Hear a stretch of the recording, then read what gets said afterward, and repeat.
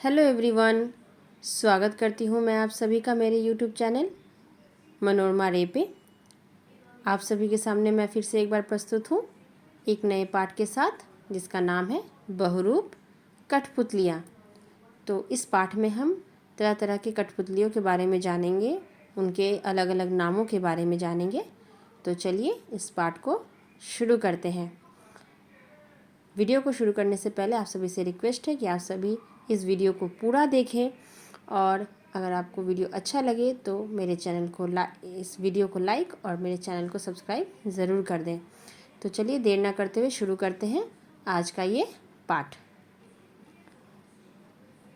रोहन, अरे दादाजी दादाजी आप क्या कर रहे हैं? यह नृत्य तो मेरे स्कूल में भी दिखाया गया है। आप सभी छवि में ये चित्र दिया गया है, उसमें आप देख रहे हैं कि दो बुजुर्ग व्यक्ति बैठे हुए हैं, दादा दादी, और एक बच्चा स्कूल का है जो रोहन है। और दादा दादी जो है टीवी पे क्या देख रहे हैं? कठपुतलियों का नाच। ठीक है, तो तभी रोहन आता है और क्या पूछता है कि आप क्या देख रहे हैं? और ये नृत्य तो मैंने स्कूल में भी देखा है। तो दादाजी कहते हैं कि हमारे राजस्थान का प्रसिद्ध कठपुतली नृत्य है। तो रोहन कहता है हाँ, यह तो मुझे पता है, यह कठपुतली नृत्य है, लेकिन हमारे स्कूल में जो कठपुतली नृत्य दिखाया गया वो थोड़ा अलग था। उन कठपुतलियों के पैर नहीं थे, हाँ, लेकिन कपड़े ऐसे ही पहने थे। तो रोहन ने बताया कि स्कूल में जो उसने कठपुतली का नृत्य देखा था और टीवी पे जो दिखा रहा है उसमें क्या अंतर है। ठीक है बच्चों, आगे देखिए। दादाजी कहते हैं दादी जी कहती हैं समझ गई, वह कुंढेई थी उड़ीसा की कठपुतली। तो रोहन फिर पूछने लगता है कि क्या अलग अलग प्रदेशों की कठपुतली अलग अलग होती हैं? तब दादाजी कहते हैं बिल्कुल, भारतीय कठपुतली कला में धागा पुतली कुंढेई, गोम्बेयट्टा, बोम्मालट्टम, छाया पुतली, तोगलू बोम्मालट्टम, तोलू बोम्मालट्टम, रावण छाया, पुत्तल नाच, यमपुरी, दस्ताना पुतली और पावाकुत्थु उल्लेखनीय है। ये सारे कठपुतलियों के नाम उन्होंने बताया। फिर रोहन कहता है दादाजी इन सभी कठपुतलियों के बारे में आप विस्तार से यानी पूरे अच्छे से बताइए। तो फिर दादाजी कहते हैं कि तुम पहले हाथ मुँह धो लो, फिर मैं दादी जी कहती कि हाथ मुँह धोकर आओ, फिर मैं बताऊँगी। अब फिर दूसरा दृश्य शुरू होता है। रोहन आ जाता है और फिर दादी जी सुनाती हैं, सुनो, राजस्थान की परंपरागत पुतलियों को कठपुतली कहा जाता है। इन पुतलियों का निर्माण काठ के एक टुकड़े को तराश कर किया जाता है। तराश कर मतलब उसको छील छाल के एकदम अच्छे से घिस कर, ठीक है, घिस कर साफ करके एकदम चिकना करके फिर बनाया जाता है। फिर रोहन का सवाल है कि दादी काठ की बनी होने के बाद भी ये सुंदर दिखती है? तो दादी जी कहती है हाँ, क्योंकि इसकी साज सज्जा गुड़ियों के समान होती है और वेशभूषा जो है स्वरूप राजस्थानी शैली में है। इनका मुख अंडाकार, आंखें मछलियों के आकार की और बड़ी बड़ी तथा बड़े बड़े होंठ आदि कुछ विशेष लक्षण हैं। ठीक है, और क्या है विशेष लक्षण है? ये पुतलियाँ पुछल्ला लहंगा पहनती है, जैसा कि आप पिक्चर में देख रहे हो। पुतली का संचालक अपनी उंगलियों से बंधे धागों द्वारा उसका संचालन करता है। ठीक है, उंगलियों में जो उसका संचालक होता है, चलाने वाले, नृत्य करवाने वाले, वो उंगलियों में धागा बांधते हैं और इसका कठपुतलियों के अलग अलग भागों में धागा बांध के उसको नृत्य करवाते हैं। फिर आगे रोहन पूछता है दादी जी वह कुंढेई कठपुतली? तो दादी जी कहती हैं कि उड़ीसा की धागा पुतली कुंढेई कहलाती है। इस पुतली के पैर नहीं होते और यह हल्की लकड़ी से निर्मित होती है। ये पुतलियाँ भी राजस्थान की पुतलियों की भांति पुछल्ला लहंगा ही पहने होती है। तो देखा बच्चों आप सभी ने यहाँ पे कितने, एक राजस्थान की पुतली के बारे में, एक उड़ीसा की पुतलियों के बारे में यहाँ पे हमें जानकारी प्राप्त हुई। ठीक है, आगे देखिए यहाँ पे है, और इसमें भी अनेक जोड़े होते हैं इसका संचालन बहुत ही आसान हो जाता है। जोड़े होते हैं मतलब अलग अलग, जैसे हाथ का अलग, गले का अलग, कमर का अलग। ठीक है, पुतली संचालक एक लकड़ी के तिकोने फ्रेम को पकड़े रहता है जिस पर संचालन हेतु धागे बंधे होते हैं। इस पुतली पर ओडिसी नृत्य संगीत का गहरा प्रभाव है।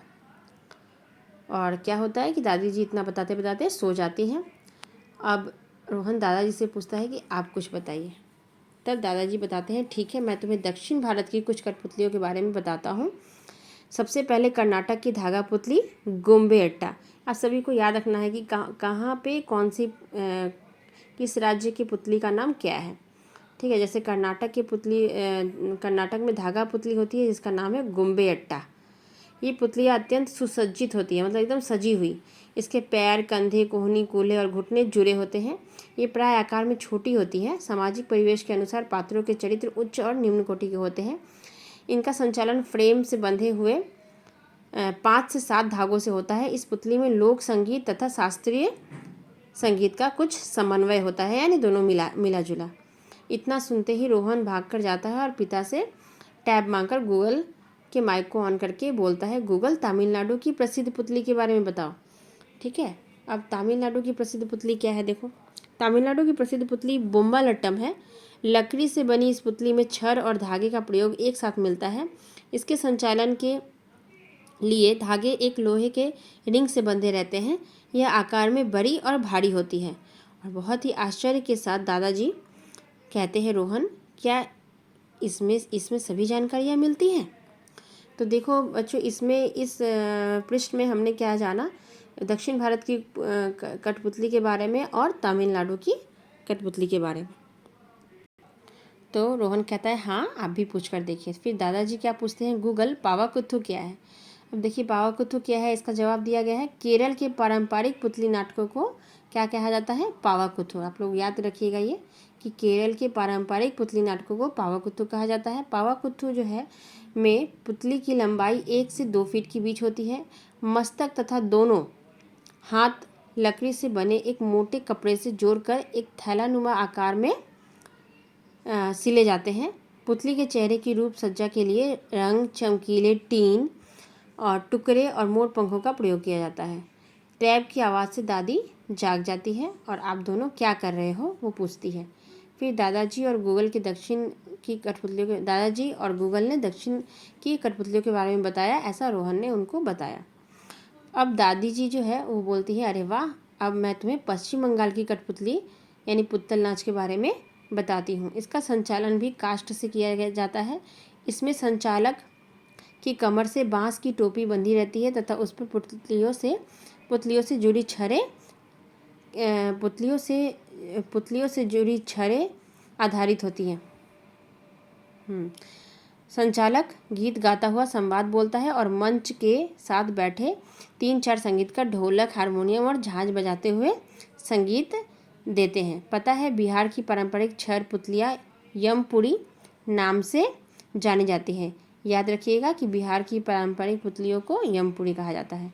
ये पुतलियाँ भी लकड़ी से ही निर्मित होती है। एक्चुअली नाम ही है कठपुतली, तो ज़्यादातर काठ से ही इसका जितनी भी पुतलियाँ हैं उसका बेस जो है वो काठ ही होता है, चाहे वो हल्के में हो भारी में हो। ठीक है, अब आगे देखिए रोहन कहता है यमपुरी। तो दादाजी दस्ताना पुतली क्या होती है?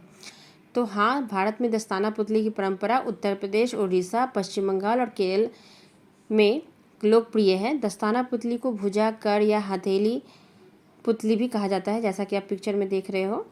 तो इन पुतलियों का मस्तक कपड़े, पेपर या लकड़ी से निर्मित किया जाता है तथा गर्दन के नीचे से दोनों हाथ बाहर निकले होते हैं। वेशभूषा के नाम पर एक लहराता घाघरा होता है। इसके संचालन की विधि अत्यंत सरल है। दादी जी, फिर तो कठपुतली चित्रकला, मूर्तिकला, संगीत, नाटक, नृत्य आदि का संगम है। बिल्कुल सही समझा तुमने। इस कला के माध्यम से हमारे मन में अपने सभ्यता और संस्कृति को जानने का मौका मिलता है। पारंपरिक मनोरंजन में वर्षों से पुतली कला का महत्वपूर्ण स्थान रहा है। यह हमारी दंत कथाओं और किंवदंतियों पर आधारित है। ठीक है, दंत कथाओं मतलब कल्पना पर आधारित कथा। ठीक है, आगे है किंवदंतियाँ जो सच ना हो। ठीक है, अफवाह। दादी जी, रोहन अब बहुत हो गया।